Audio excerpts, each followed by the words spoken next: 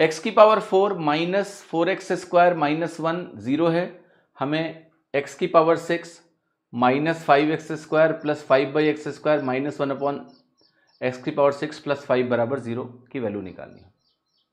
ठीक है, ओके। देखो ये जो वैल्यू दी है, पहले इस स्टेटमेंट को बेटा अरेंज करते हैं, थोड़ा सही से लिखते हैं।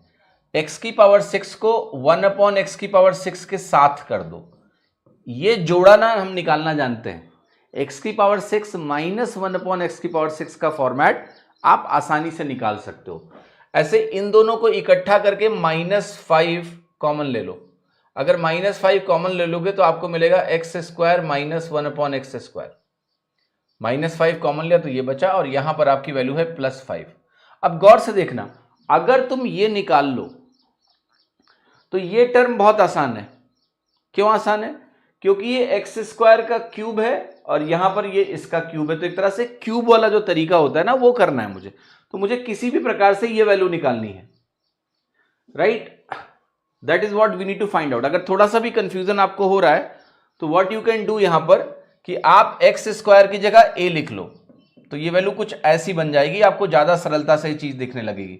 अगर मैं x² को a मान लूं तो आप देख रहे हो आपको क्या निकालना है, कुल मिला के ये निकालना है। तो a माइनस 1 अपॉन a अगर पता हो तो क्या a³ माइनस 1 अपॉन a³ आप आसानी से निकाल सकते हो? यस। देखो a माइनस 1 अपॉन a अगर पता हो मुझे कि k के बराबर है, तो a³ माइनस 1 अपॉन a³ किसके बराबर होता है? इसको मैं लिख सकता हूं k इंटू k² प्लस 3, या फिर मैं इसको k³ प्लस 3k भी लिख सकता हूं, राइट? तो ये भी आपका बेसिक का रिवीजन है कि अगर ऐसा होता है तो क्या होता है, ये मैंने यहां पर लिख के अलग से बता दिया। ठीक, तो आप कहोगे कि ठीक है, अगर मैंने मतलब x² को a माना है तो ये वैल्यू हो गई a² बनेगी, अल्टीमेटली ये बनेगी -4a माइनस 1 बराबर 0। अब आप a से अगर डिवाइड करेंगे तो ये a माइनस 1 अपॉन a बनेगा, ये -4 राइट साइड में जाएगा, 4 बन जाएगा, तो ये वैल्यू 4 के बराबर हो गई, है ना? अब मैं यहां पर लिख रहा हूं +5, जो है वो तो रहेगा ही, तो ये वैल्यू हो गई -5 इंटू 4, ये वैल्यू 4 के बराबर है, यहाँ +5 तो आएगी। ये जो वैल्यू बनेगी ये किसके बराबर हो जाएगी? ये वैल्यू हो जाएगी 4³ प्लस 3 इंटू 4, तो 64 प्लस 12 76 माइनस 20 प्लस 5 61 आ गया आंसर 61। तो आंसर क्या हो गया आपका? बी। हाँ जी, क्लियर?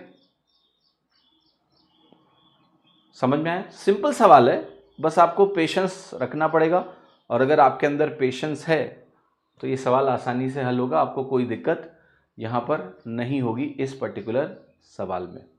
हाँ जी, क्लियर है? Make sense? चलिए अगला सवाल देखते हैं।